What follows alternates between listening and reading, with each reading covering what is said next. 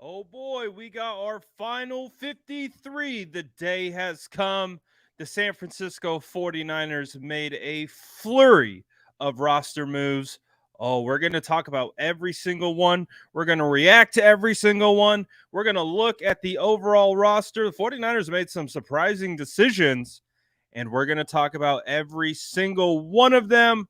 But you already know what to do. Drop an SDS in the chat, smash that like button, and let's react to the 49ers' final 53 man roster. Let's go.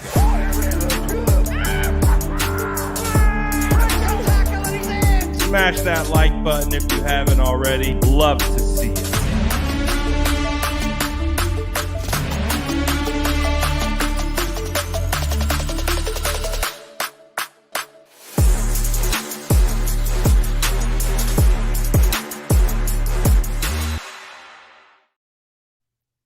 Oh boy, how are we feeling so far? We have our final 53 man roster. It is here. The moment we've been waiting for, and boy, there were definitely some surprises.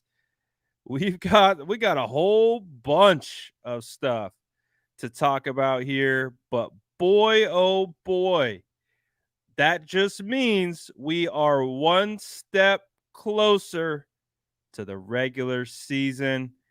We made it, and there's going to be a lot of stuff to react to. So let me get this. I'm going to get the moves that were made. So what we'll do is we'll look at the moves that were made, and then we will react to. We'll then take a look at the overall final roster, and then we will. Oh, we got some reacting to do, guys. I don't know if I love every move. I'm gonna start out and say I don't know if I love every move. There's some questionable ones, and we're gonna talk about it right here, but let's get into it right away. Um, let's get into it. So, right off the bat, Daryl Luter placed on PUP. Nothing really surprising there. But really quickly, we get into the injured reserve. And who do we see on the injured reserve?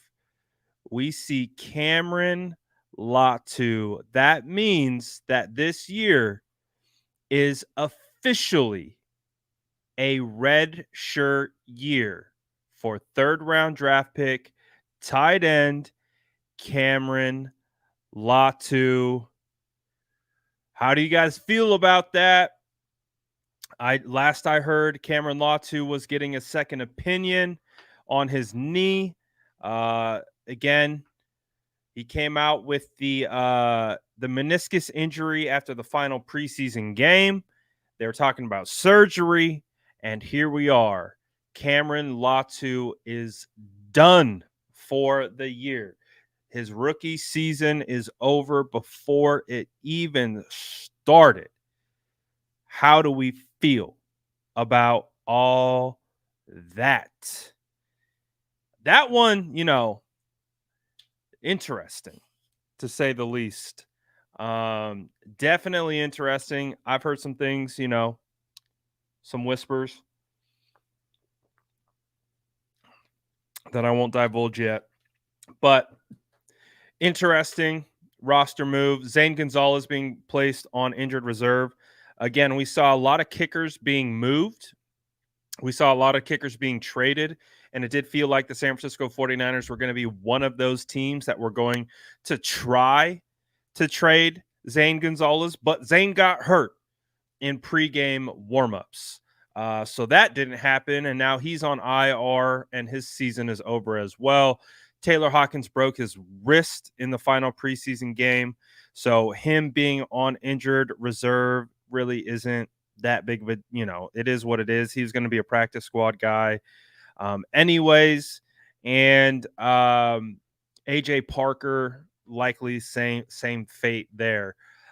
But when we do look at the players that have been released, it's already been reported that Austin Bryant and Kerry Hyder are going to be re-signed tomorrow.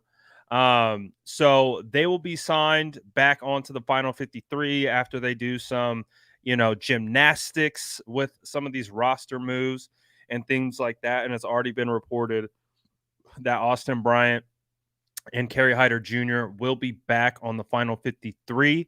So that is to be expected.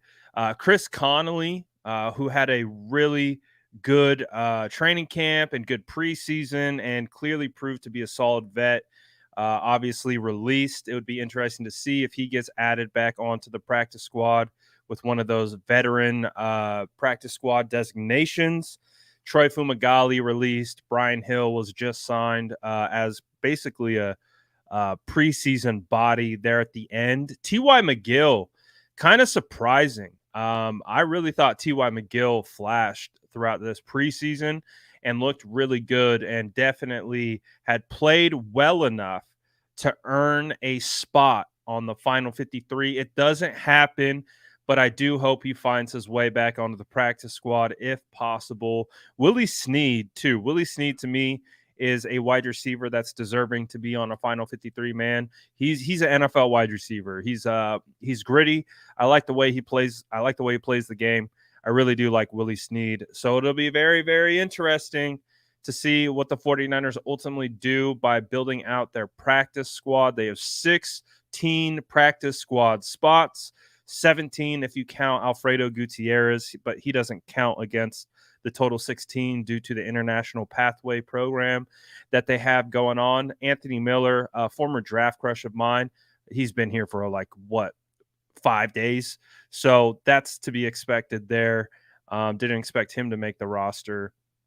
And then these are the players that have been waived. Alex Barrett will probably be he is a lifelong practice squad guy. I thought he played well enough that you could make a case for him to make the final 53, but you can also make the case that he will likely be available for the practice squad. So if you can make a case for one of these guys to be on the practice squad, like meaning they'll go unclaimed, that probably has a big determination in regards if they think they can keep them on the roster. If they believe that they cannot keep these guys on the roster, they will keep them. So for all these guys, they feel that they believe that they can swing back around to the practice squad. Jack Coletto, potential fullback of the future. I like Jack Coletto a lot. Obviously, we knew he wasn't going to make the roster, but I hope he comes back to the practice squad. A lot of teams are interested in signing him as an undrafted free agent, so it'll be interesting to see if anyone claims him. But I do hope he comes back because we don't know what the future looks like with Kyle Juszczyk a year or two out. Coletto could be that next Kyle Juszczyk. He had that touchdown. I think it was it? I think it was Denver. I think it was against Denver. So Marlon Davidson also flashed in preseason. Looked pretty solid. Thought he could make it, but I'm not surprised. He showed flashes, but overall, would probably be best suited on the practice squad. Joey Fisher. I really like getting to watch Joey Fisher more throughout the preseason. He got better as each game progressed. I really do see Joey Fisher as a developmental guy you want in your program.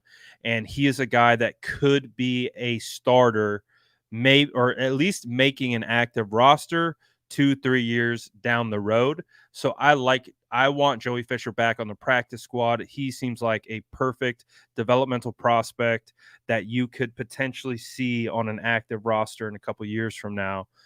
So I've liked what I've seen from Joey Fisher. Alfredo doesn't count against the practice squad number due to the International Pathway program that they got going. Miles Hartsfield was a free agent that they signed on a 1-year deal. I wouldn't be shocked to see him back on the practice squad, especially with the injury to Taylor Hawkins being placed on injured reserve. Keith Ishmael waived. Deshaun Jameson. We've talked a lot about Deshaun Jameson. He was one of the kind of top undrafted free agents of this particular class for the San Francisco 49ers. A lot of hype around Deshaun Jameson, especially with his return ability and all that different type of stuff. I thought he played well, but I also didn't think he played well enough to make the final 53. But I did think he played well. If the 49ers can get him back onto the practice squad again, how we have to look at some of these moves, especially with undrafted free agent rookies and the younger players who've been waived, is can we see these guys on the active in a year, 2 years, 3 years? That's kind of, and again, remember, these guys still need to develop at their own pace. So we want to be able to determine, can these guys make the roster down the road? Deshaun Jameson is a guy down the road that the San Francisco 49ers, you could see him on an active roster. So we'll see. Quantrez Knight, I really like Quantrez Knight. I just like everything. I like his energy. I like the way he plays. Um, he really does have that dog mentality. So, and I like his versatility, and he also obviously plays special teams and all that type of stuff. So, with Quantrez, I was like, is there a chance he could make it? Like, I mean, it was minuscule. I mean, he was buried at the end of the depth chart. He was the last one in the preseason game, so that told me no. But I still love the way Quantrez plays. I think that he plays with his hair on fire. He's going to hit you full speed. He has no fear. I like his energy. I like a lot about Quantrez Knight. That is a guy who could be about a year out from making a roster. So hopefully he gets back to the practice squad. Corey Luciano waived. Ilm Manning waived. Ilm Manning waived. I swear to you, if the San Francisco 49ers are unable to get him around to the practice squad, this might be the start of my villain arc, where I change from the, optimistic, everything's going to be all right, go Niners guy, to straight up goob. I'm going to turn into goob here pretty soon. And but for real, I thought Il Manning had a real shot. And we're going to talk about the final roster and the final roster breakdown once we get through these moves. And we'll see the full picture of what the roster looks like. But I was pretty upset with the Il Manning one. And if he gets picked up by another team, I'm gonna be pretty upset about that. So hopefully that's not the case. But at minimum, we need Il Manning back around on the practice squad. Glass City says they must love Beal's measurables. Did he even play a down during camp? Why did he make it? Well, he's a 5th round draft pick, so that's part of it. They invested a draft pick into Beal.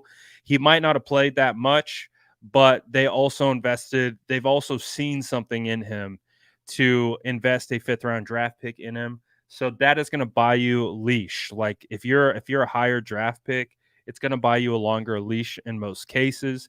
So we still don't. I still don't know what Beal is, but there's still time to figure out what he can be. So a big reason why he probably made it is because of the draft capital investment. But there's also, I'm sure they know a lot more about the player right now than I do.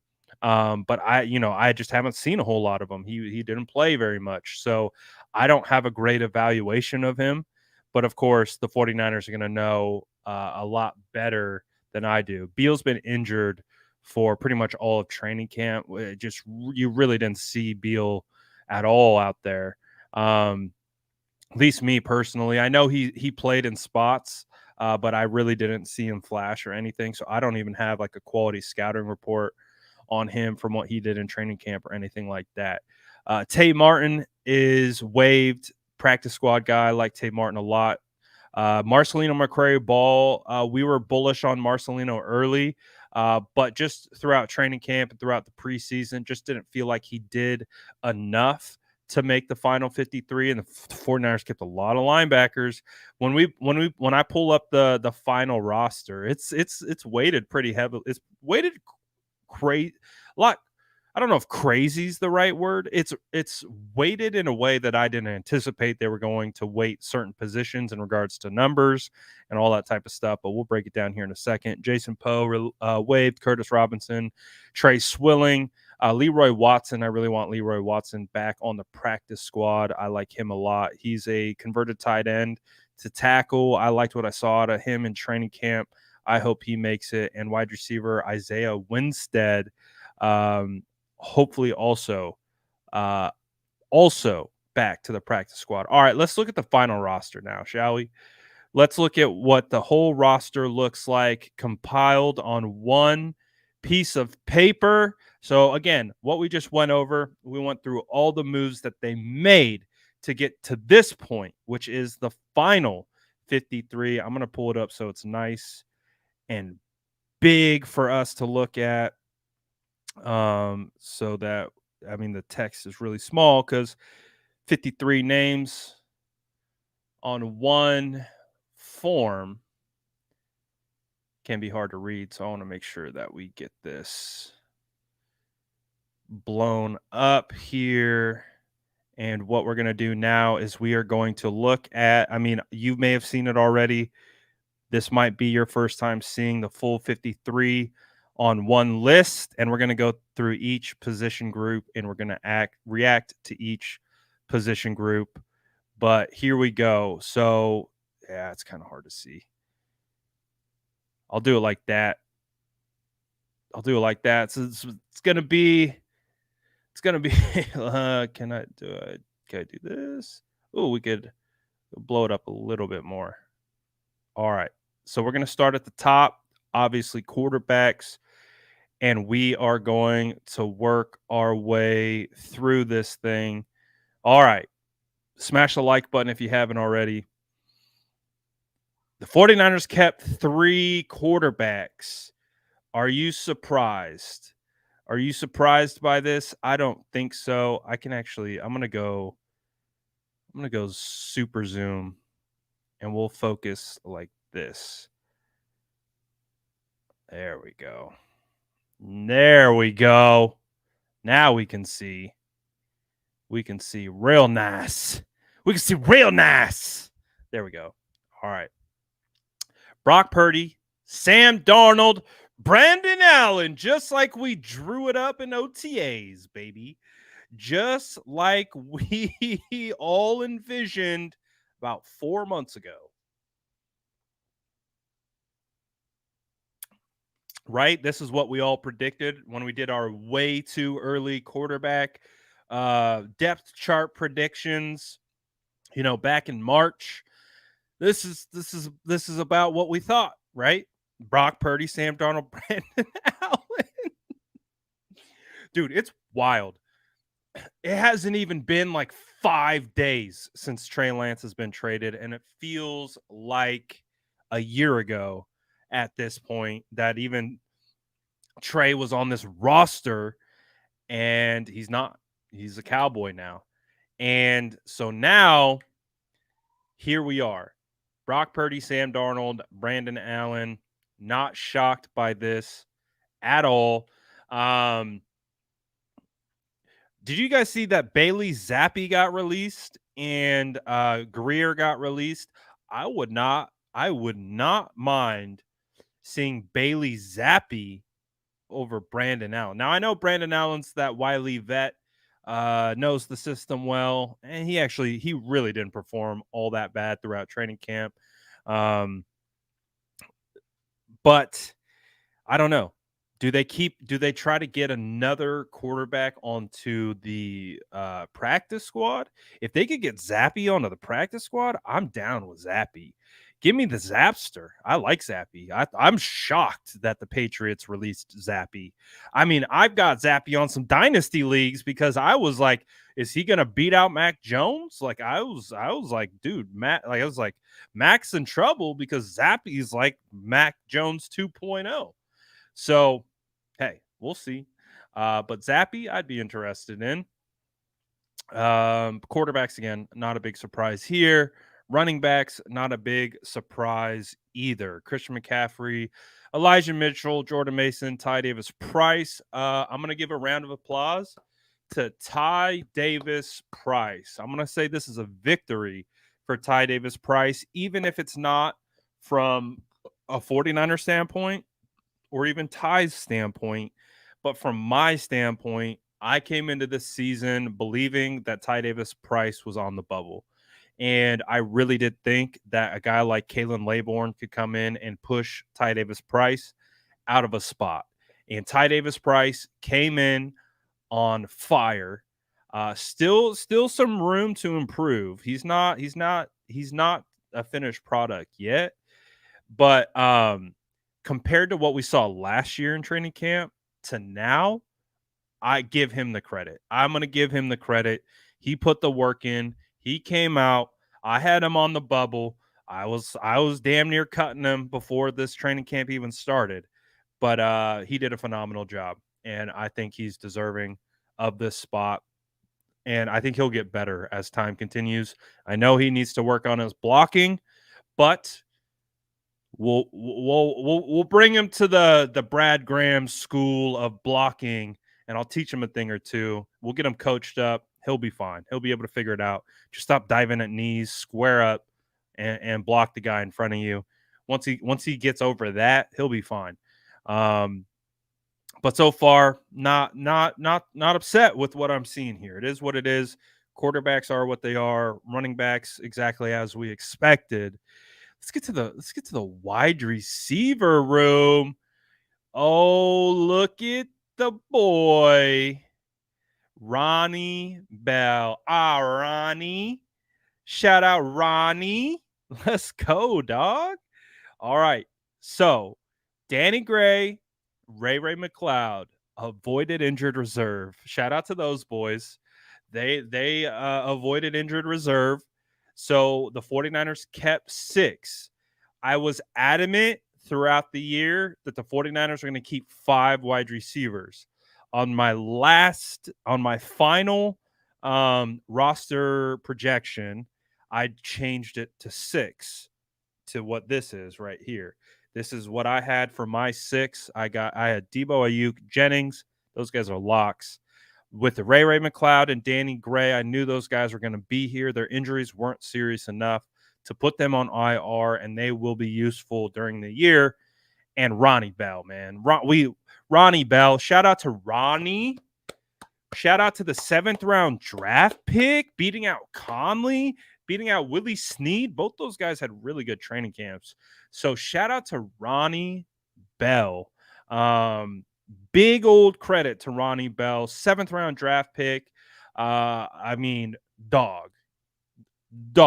I mean, super excited for Ronnie Bell. I'm super ecstatic for him.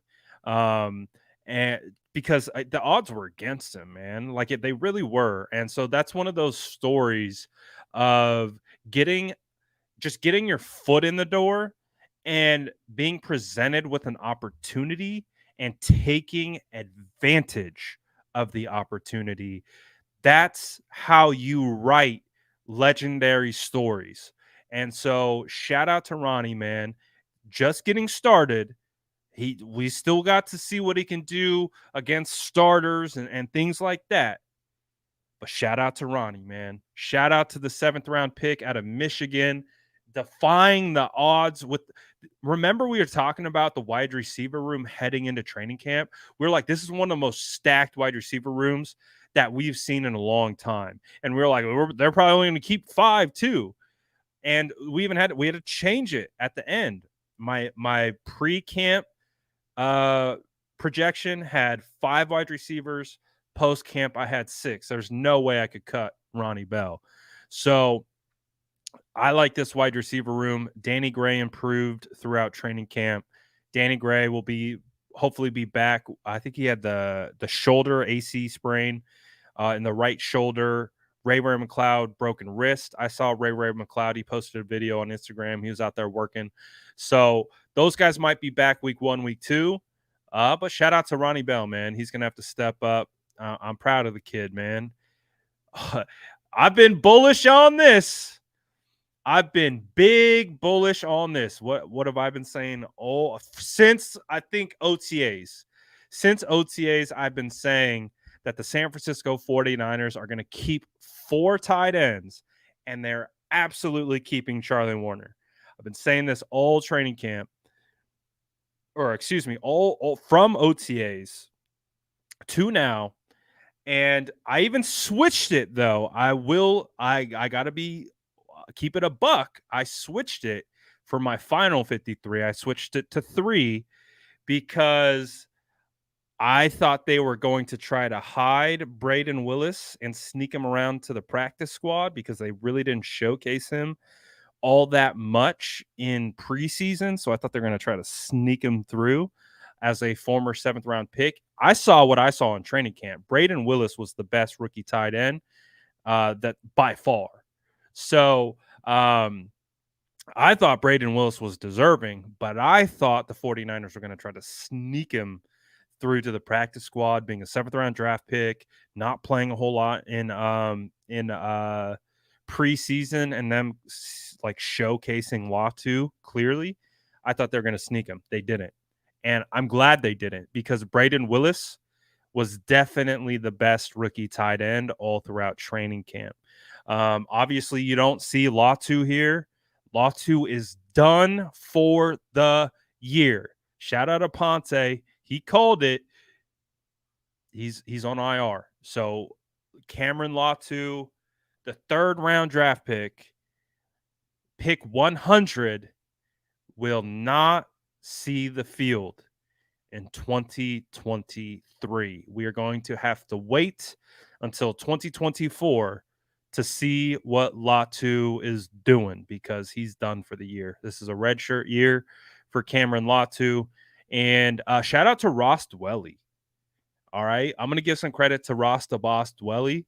I've been very critical of Ross Dwelly over these last couple years, because you guys know I'm a big stickler with blocking, and he's been suspect at times in that category. Great hands. He's great hands. But shout out to Dwelly for making the roster. Got to give credit where credit's due. I thought there was a good chance he got edged out, but he makes it. And the 49ers keep 4: Kittle, Warner, Dwelly, Willis. I'm fine with it, man. Shout out to Dwelly, man. I've been critical. I've been critical, and the fact that he made it, signed a modest 1-year deal to return with the team this year. Thought he was for sure going to get cut. Shout out to Dwelly, man, proving me wrong, making the roster. Happy to see it, because when Dwelly's cooking, we could get something out of Dwelly. It's just, see, like Dwelly, they're different. Dwelly's a receiving tight end, and Warner's a blocking tight end. They're just different. They have different skill sets. So, but to each their own, right? All right, offensive line. Let's do O-line. So, 49ers opted to keep more offensive linemen than I expected. 1, 2, 3, 4, 5, 6, 7, 8, 9. I thought they were going to keep 8. They kept 9, and they didn't keep Il Manning. I talked about this on my my final roster projection. I felt that the 49ers were going to keep Nick Zakelj. And I will give Nick Zakelj a little credit now. Okay. I know Nick really struggled in that Raiders game, which we saw. Like, again, it wasn't all attributed to him, but he did struggle in that game. the last 2 preseason games, he's improved each game. So I'm going to give Zakel the credit he deserves. I was hard on him as well that first preseason game, and rightfully so. He didn't play all that great, but he got better as that game progressed, and he continued to improve. Um, so we know the 49ers really like Nick Zakel, and I think they see the potential of Zakel and what he can be. And he was a former 6th-round pick out of Fordham, and so they clearly like Zakel quite a bit. Because even last year we were talking about Poe over Zakel, and they kept Zakel. But to Zakel's credit, he did get better as the preseason went on, just as really rough start. And of course, that's what's kind of burned into people's brains when they think about him, is that kind of first image that they have. So I understand that, but he did improve. Jonathan Feliciano, he's basically our primary interior swing offensive lineman. He's going to be our center guard. If any one of those guys go down, he's going to be the first ones in. Matt Pryor, to be honest, nothing against Matt Pryor. I don't know too much about him. I don't know him personally. I don't know much about Matt Pryor at all.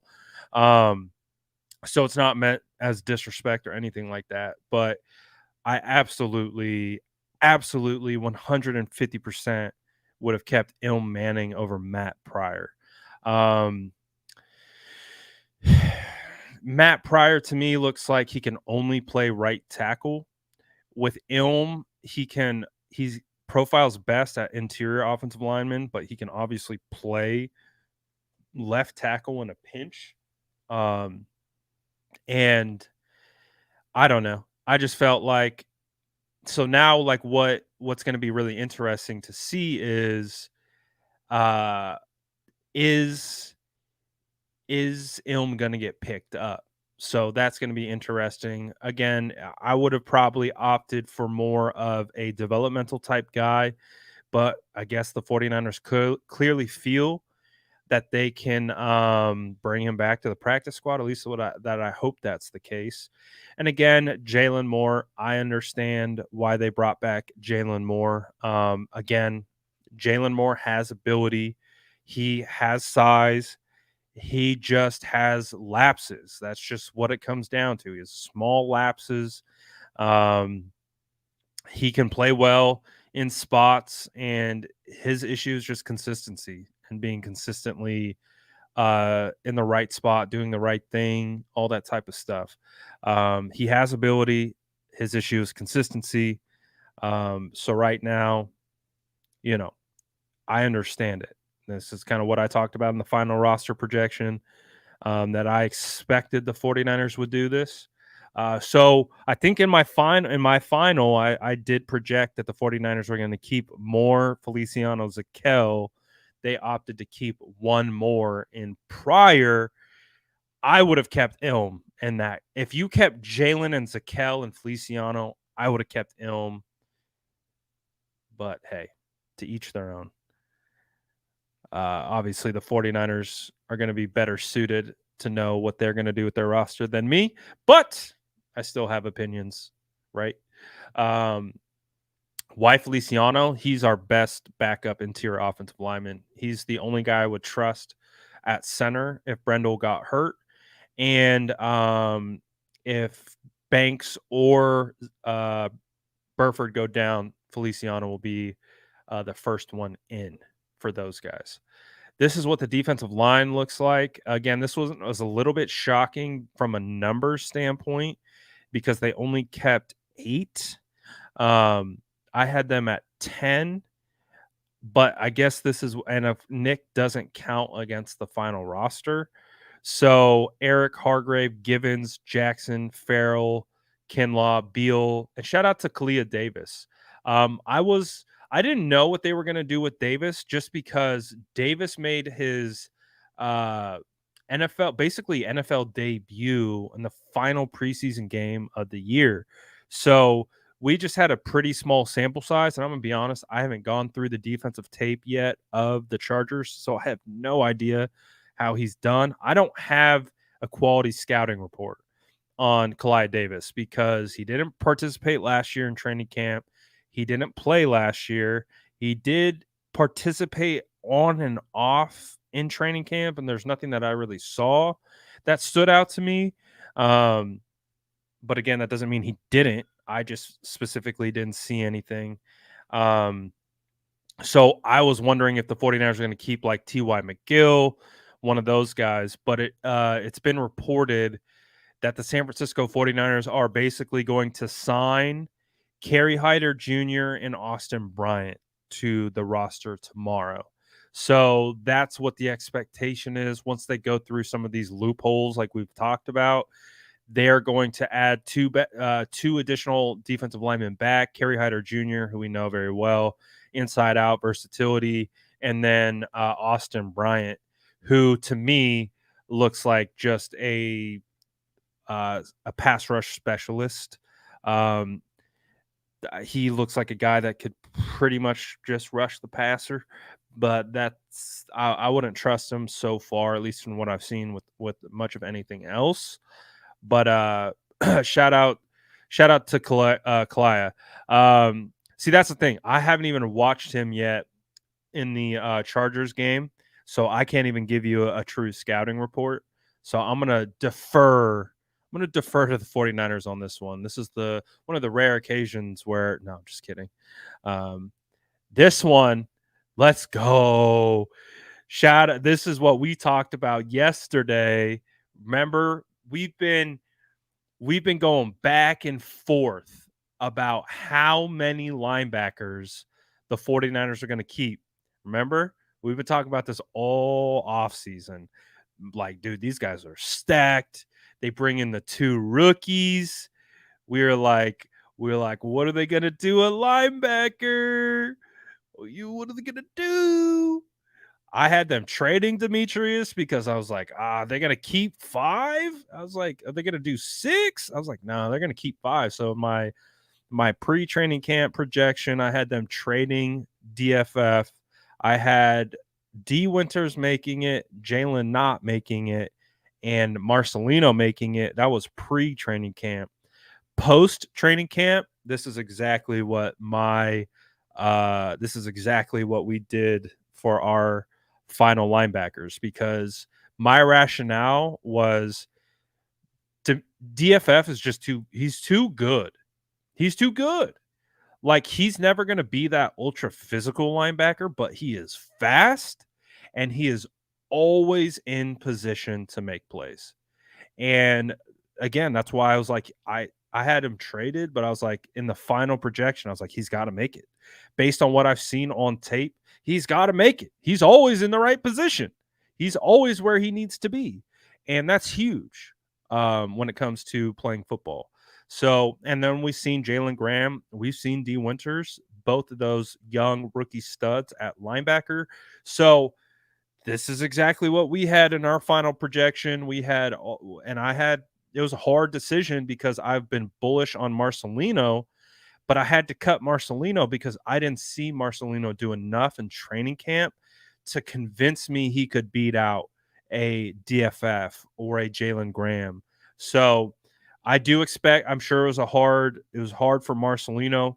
I fully expect Marcelino to be on the practice squad, and he's a guy that might be like a year out from making it. But I really like this linebacker core right here. This linebacking core, this is nice. Like, you've got Fred Warner, Dre Greenlaw, Oren Burks is a quality LB3 and special teamer. Jalen Graham, D Winters upside through the roof, and DFF is a quality spot starter and key special teamer.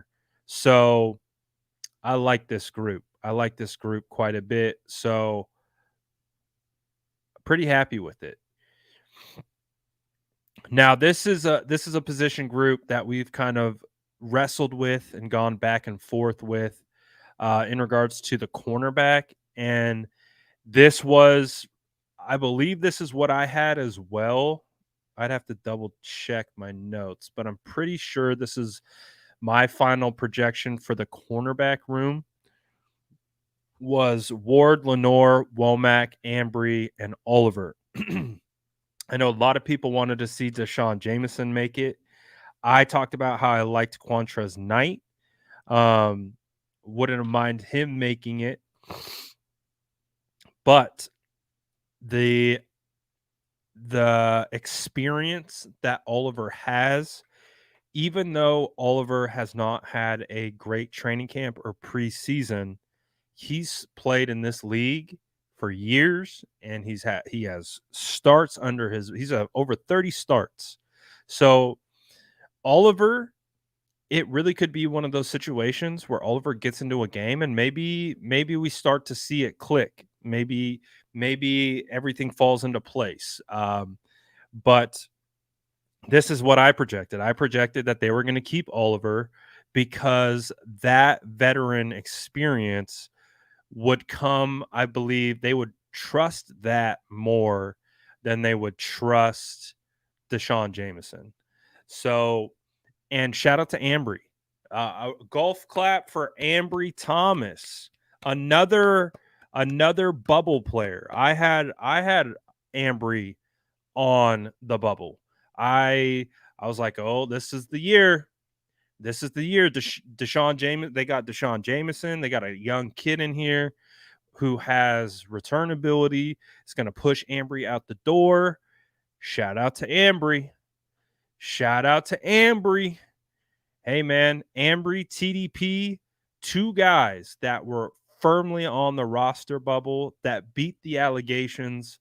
So shout out to those two guys, man. I love, like, I don't love to root for guys to not succeed. You know what I mean? Like, I don't actively go out of my way to be like, man, I hope this guy is trash, so I feel better about my take. No, I looked at TDP, I looked at Ambry Thomas, and I was like, man, these guys haven't been great. And so when they come into camp, there's a good chance they get pushed off this roster. And all it's going to take is a young buck to show up and show out, and they're out of here. But to their credit, TDP and Ambry Thomas, they balled out. They made plays. They earned their roster spot. Shout out to them. Again, I had them on the bubble. They beat the allegations. They said, "Nah, not today, Ginger Boy. Not today, Ginger Boy. We still stand." So shout out to those guys, man.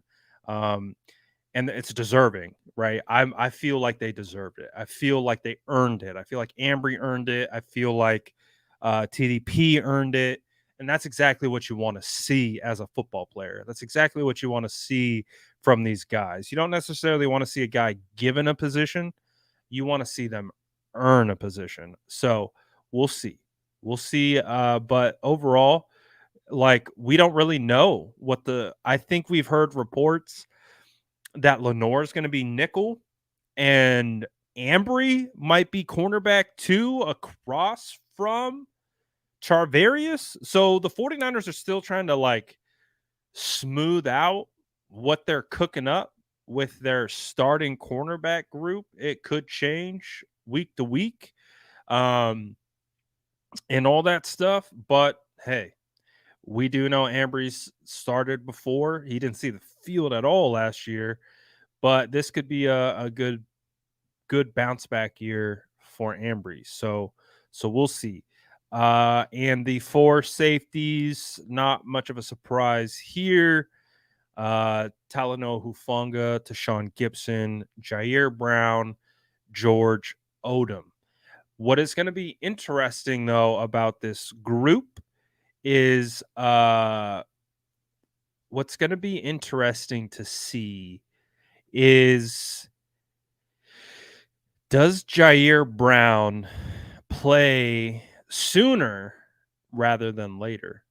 Because, as we know, Talanoa Hufanga is dealing with a Baker's cyst. It's a fluid buildup in the back of the knee. It's been it's like a lingering problem that he's had for like a week or two now. Will that linger into the season? Does that translate into us maybe seeing um, more of Jair Brown as a rookie? I don't know. We're gonna see, but George Odom again, all pro as a special teamer. So not a big shock there to see him make it. And of course, Tashawn Gibson. Um, when we've called upon him, he's done nice.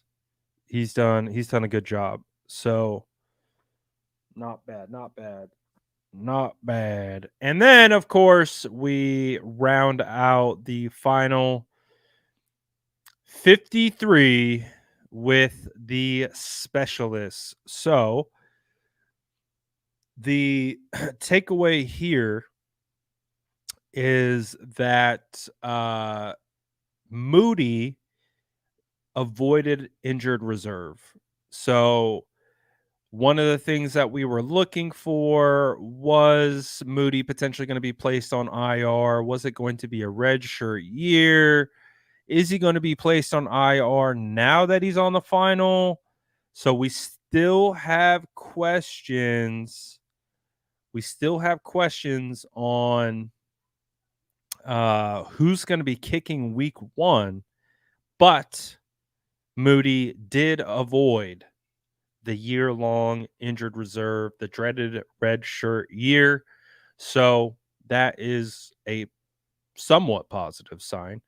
But we still got to see what he's going to be able to do, and who's going to kick, because it can't be Mitch Wishnowsky.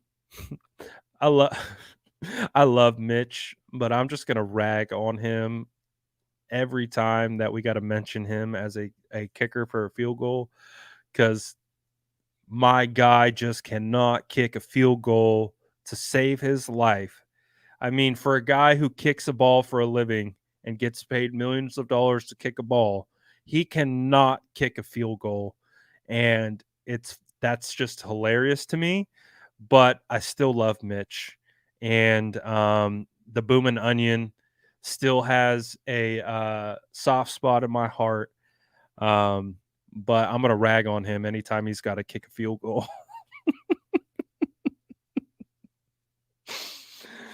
Shout out Mitch, though. Shout out Mitch. I'm not going to pretend like kicking a field goal is easy, but man, it's still just a funny concept to me. I would think like he would be trying, to maybe, every couple practice just bang a couple field goal kicks. I mean, you are the emergency kicker. So hey, why not? You know? But I've just given him a hard time. And that's it. That's all she wrote. So let's do this. We are going to poll the chat. Time to poll the chat. Grade the 49ers final 53-man roster. Drop your grades in the chat. Obviously, it's a phenomenal 53-man roster. F, it's worse than the 0-16 Cleveland Browns of the Detroit Lions. What are we thinking from a grade perspective for this roster as we get ready to head into a long season of 49ers football? We got the grades piling in right now. First one we got in the chamber is we got a B minus, we got a B plus, we got an A minus. Let's see what others do we got? A bunch of B's. The killer B's. Feels like the B is, we got a C, B plus, C without Bosa. Definitely need Bosa back. B plus, B plus, B minus, B minus, C, B, A minus, A minus, B. So with the A minuses and the B's and the B minuses, some C's, it feels like the average would come out to about a B. Oh, we got a D. Steven doesn't like this roster. Um, if I had to give it like a Madden score, like you know how they do Madden ratings for the overall team, I would say this would be like an 87 roster. I would call it like an 87. So basically like a B plus because they're very top heavy. They have really good players at very important positions. I know we focused a lot on depth this year, but again, uh, we're going to need depth and we're going to need to rely on depth, but it's going to be our starters that we're going to rely on the most. So I kind of got them, B plus range, 87. I would go 87 out of 100 on the roster. And that's with Nick Bosa. So I got him at 87 with Nick Bosa. Obviously, significantly, I'd drop him down to like a B minus without Nick Bosa because he is that important to the squad. Um, Brock Purdy, nice to see what you did there. Yep, 87, B plus, A minus. I don't think the O line sucks. I don't think the O line sucks at all, especially with what we saw last year. Aaron Banks definitely got better. Brendel even looks like he got a little better. Burford got a little bit better. So, not bad. Not bad at all. Hendrick says, honestly, my biggest concern is kicker. 93 roster, 88 if they pay Nick Bosa, 90, 88. Yeah, again, I'm at 87 with Bosa. Without Bosa, panic button. So now do we get a Bosa deal? I know in our brains we have rationalized, oh, well, the 49ers, they're not paying Nick Bosa because we're waiting to the final 53 because he doesn't count. And it'd help us do some roster kind of moving stuff around. Do you think that's the case? Do you think Bosa might get paid tomorrow? Or is it time to brace for a week 1 holdout from Nick Bosa?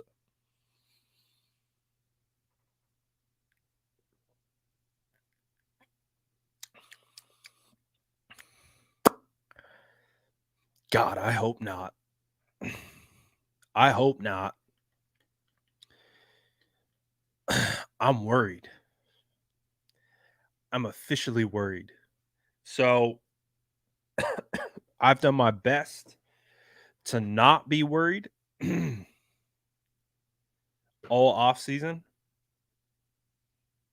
I'm a little worried.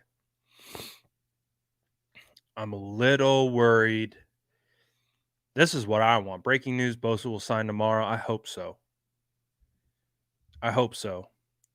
Taking a wild guess and say that Bosa gets paid on Thursday.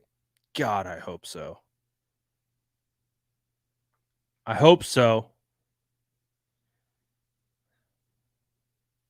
We need to get that. We need to get Bosa paid yesterday.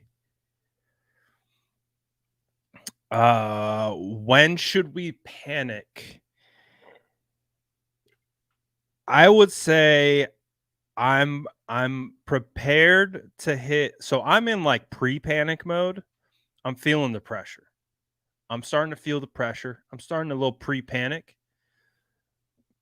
A little pre-panic. A little like kind of outward like, "Hey, I'm a little worried." A little bit of the, "Hey, hashtag Nick Bosa. Everyone be on alert. Hashtag pay Nick Bosa." So we're a little pre-panicked. A little pre-panicked. If we get to Sunday, so it's Tuesday today. If we get to Sunday and Nick Bosa isn't paid and we're a week out from week 1, I'm panicking. That's I'm in pre-panic mode where like I'm very cognizant that we're real close to the deadline where I start panicking. So that's why it's pre-panic. So if we get to Sunday and Nick Bosa isn't paid, bro, panic. He wouldn't even be able to practice. Like, remember, these guys got to travel to Pittsburgh, right? They got to travel to Pittsburgh to play on Sunday. So it's not like they're at home and he can just show up. Like he's got to be ready to travel on a Friday, right? They arrive on Friday, vibe on Saturday, play on Sunday. So he's got to be at least paid by Friday to play. You want to get him at least 1 week of practice.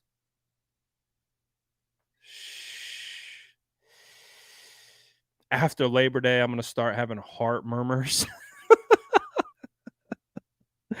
Need a panic stream if no contract by weekend. Yeah, we might have a panic stream.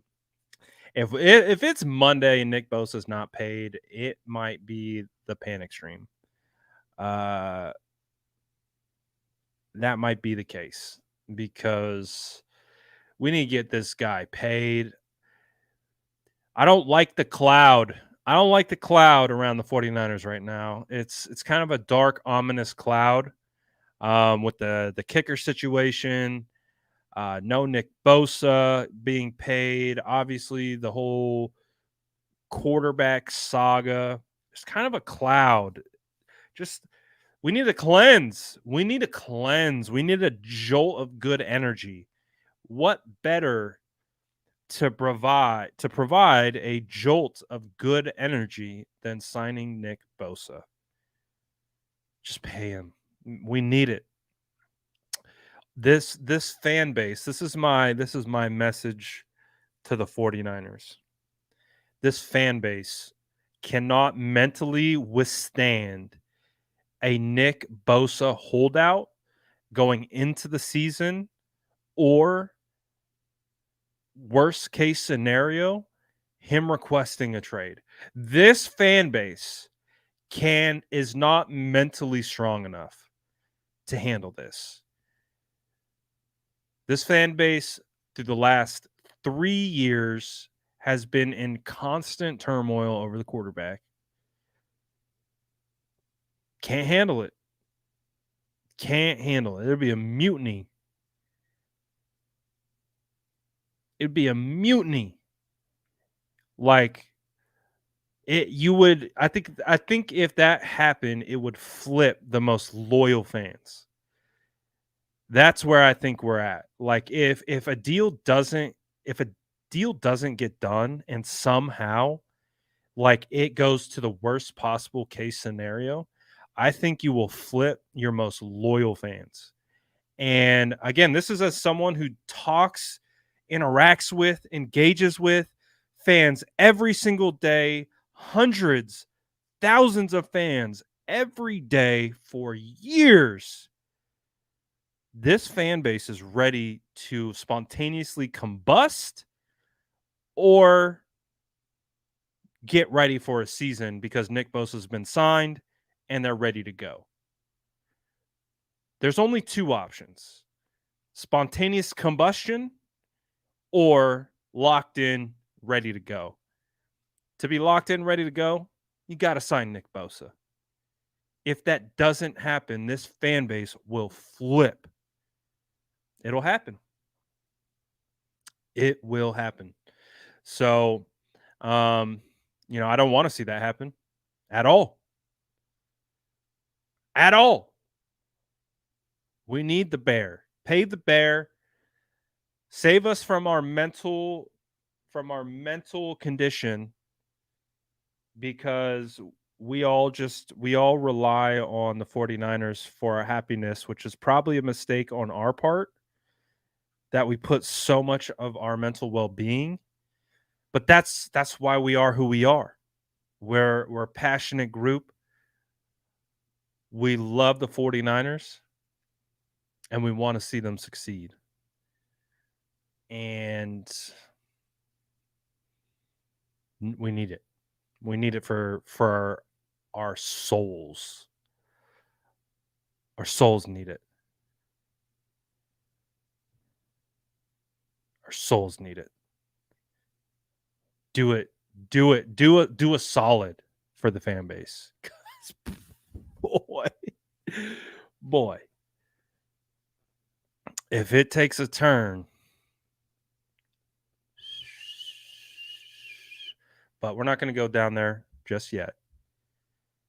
We're not going to go down there just yet, because we got time.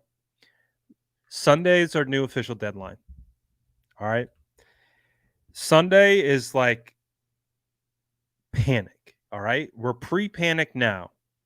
Pre-panic's okay. So it's okay to have a little anxiety. It's all right. Right. But we get to Sunday and it's like 9 p.m., 10 p.m. on Sunday. We're panicking. We're going straight on. We're going to do a panic stream, and we're going to be like, the sky is falling. Nick Bosa still isn't paid. What are we going to do? Because we got to get that guy paid, man. We got to get him paid.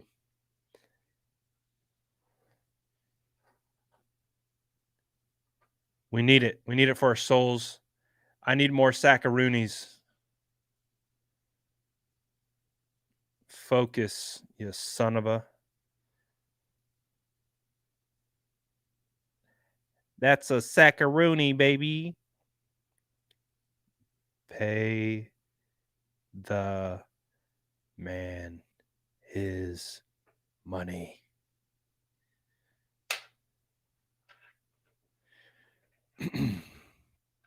I'm already on the brink of my villain arc. If Ilm Manning gets picked up by like the Seahawks or something, if we don't pay Nick Bosa, that could be enough. It could be enough to turn me like into the Joker or something. I don't know. I'm just kidding. I'm fine. I'll be fine. But seriously, gotta get it done. So, anyways, overall roster, feel pretty good about it. This is still a winning roster. This is still a roster that is going to compete big time in the NFC. Still one of the most loaded rosters in the NFC. And again, if we take it in division, still the most loaded roster in the NFC West. Still a roster that should win the NFC West. This is still a roster that should be high up in the seeding for the NFC playoffs. And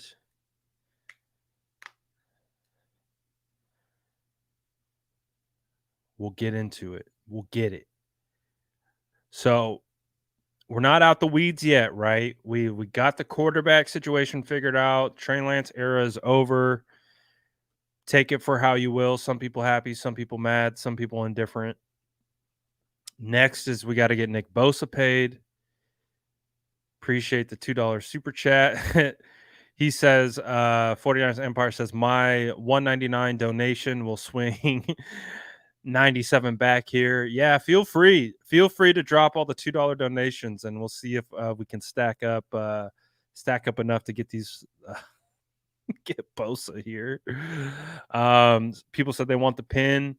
If you want the pin, 49ers for sale. Uh,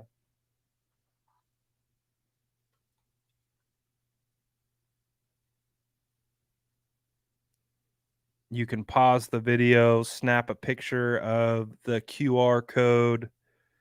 49ers for sale. Shout out to my guy. Sends me all the new pins. He actually just sent me a pin today.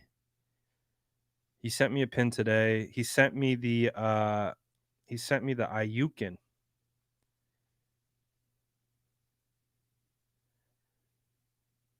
So we got the Ayukin pin. This thing's like solid too. It's not a flimsy pin. So we got the Ayukin. Just sent me this today. He sent me this one pretty recently. And this one pretty recently. So shout out to my guy Tommy, 49ers for sale. Again, this dude just been sending me pins for like a year. I have probably 100 pins. Dude's a legend. Tap in with him. So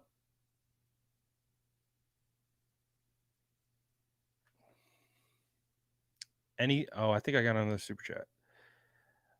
I'll be outside. Joseph says he'll be outside juggling outside of Levi's Stadium. That's pretty funny. That's actually hilarious.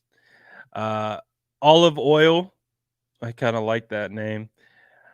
Says if there isn't a Bosa contract by Sunday, we're going to show up to Levi's with our pitchforks. To be honest with you, I wouldn't be surprised. I wouldn't put it past this fan base to legitimately like hold a rally, like a pay Nick Bosa rally. I would not put it past this fan base.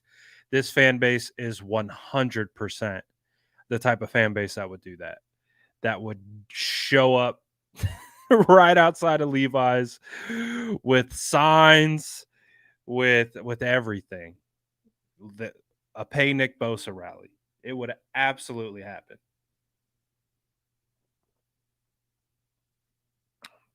Maybe that's what we need. Maybe that's what we need to bring us together because we've been so divided over quarterback for so long. Maybe that's what we need to galvanize us. We might have differencing and opinions on which quarterback we like, but what we can all agree with is we need to pay Nick Bosa. So maybe that's what brings us together. Joseph says, please don't stab the juggler with your pitchfork. We're definitely not going to stab the juggler with a pitchfork. The juggler is a protected member of the fan base, and we'll protect the juggler at all costs. They did it to Buckner. They can do it to Bosa. That's very true. It's very true. I don't think they would, but don't want to give them a chance. We need Bosa. Pay Bosa. Pay him all the money. Pay him like a quarterback. What is this? 170 million pounds was spent on Leeds United. That's Bosa's money. That's Bosa's money.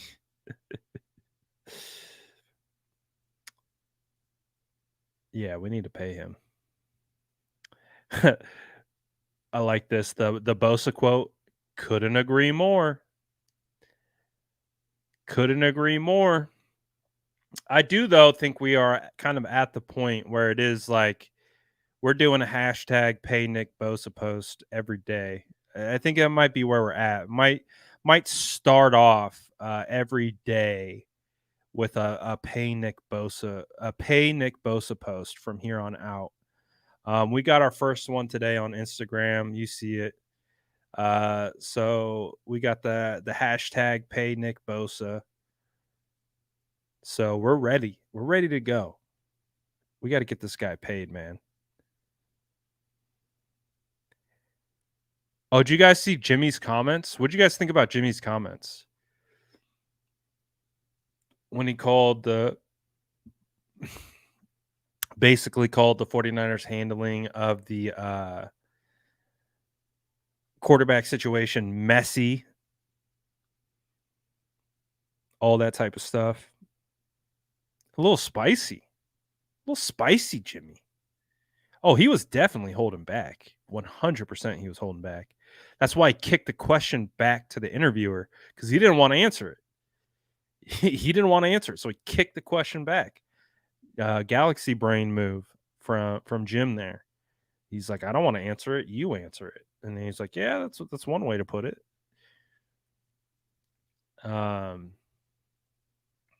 This is definitely one way to put it. Jerome says, I'm over here like Teddy KGB, pay that man his money. Hey, the one positive thing about this situation is that we all want Bosa paid. And we can all get behind getting Bosa paid. We can all get behind that. We can all rally behind that. I don't think there's going to be really anyone who would fight against Nick Bosa getting paid. It's got to happen. We got to pay him his money. Pay him his money.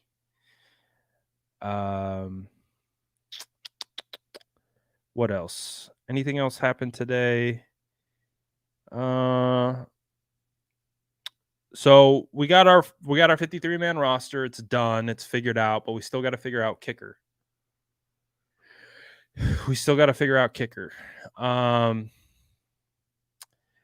And see, this could be the problem. If you're not paying 32.5, and again, it's not your money, but I understand the process, the thought process.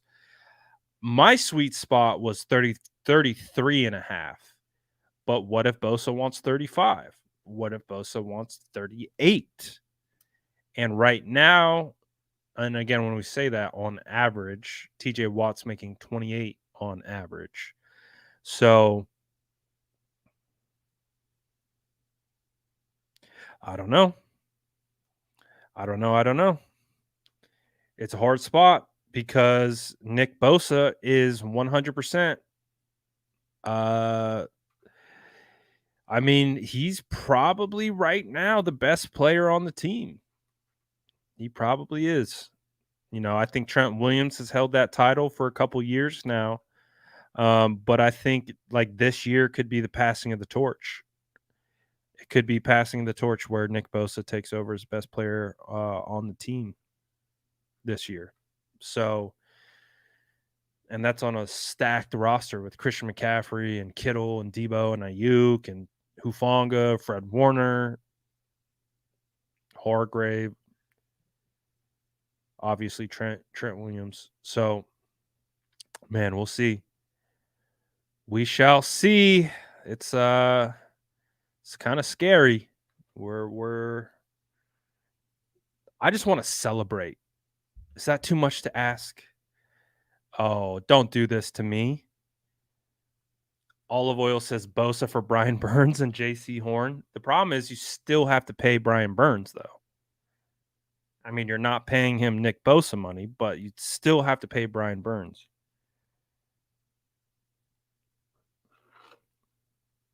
But you know me, I'm a sucker for Brian Burns. I still wouldn't do it, but I'd rather just pay him. Pay Nick his money. God, could you imagine though? Like this whole offseason, we've been like, oh, it's fine. He's going to get paid. And then what if we start to hear like those reports that like, you know, the ominous, like foreshadowing reports of like, well, things are starting to go in the wrong direction. We're like, hold on. Wait a second. I don't want to see those reports because we know how that goes.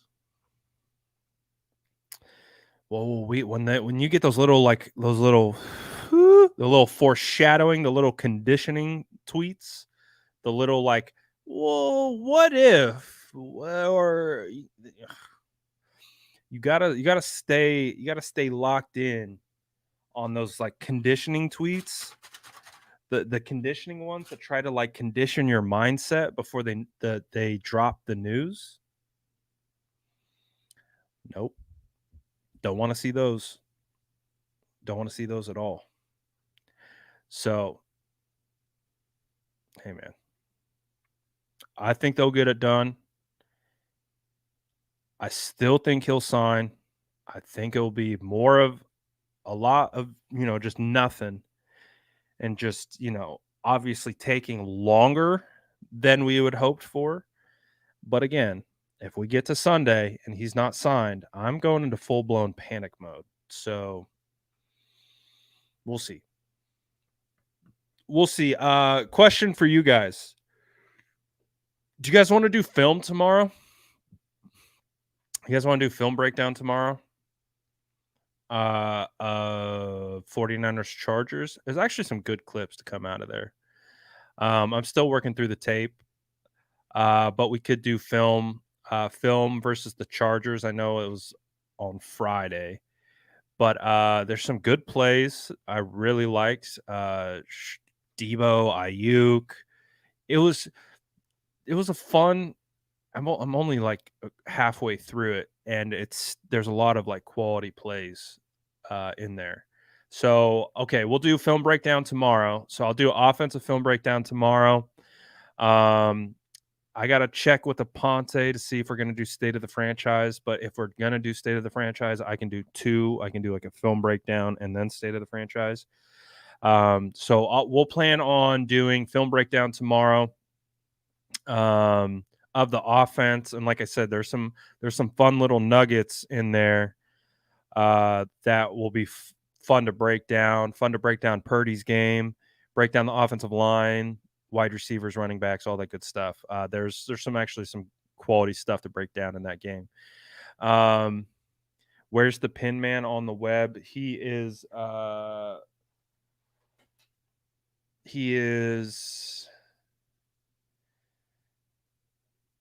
49ers for sale.com. Man, this thing is not good at focusing. 49ers for sale.com or QR code.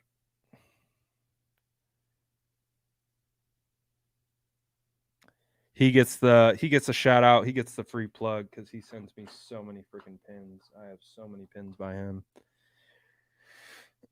So he gets all the shout outs. And again, he just dropped the Ayuk. The Ayuk one's sick. And this thing is thick. It's got some weight to it.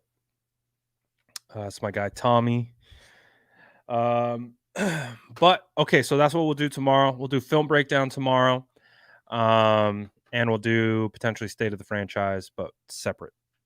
Same day, but separate. Shout out to all you guys for tapping in. Appreciate you guys jumping in to the 53-man roster breakdown. If you don't sub to the channel, stick around, smash that sub button. Join us for the film breakdown tomorrow. And vibe with the channel. Join the SDS. Join the Sourdough Squad. Appreciate all you guys, as always, for tapping in. It's a big day for us. Big day for the 49ers Legion, the Empire, as we get ready to – we're so close from turning the page to week one. Guys, we made it. We made it. So close to turning the page to week one. Well, we'll wrap it up. We'll wrap it up this week, and then we're on to the Steelers, baby. So shout out to you guys. Grab your cookies if you stayed for the whole way. Appreciate you as always. Let's get Nick Bosa paid, baby.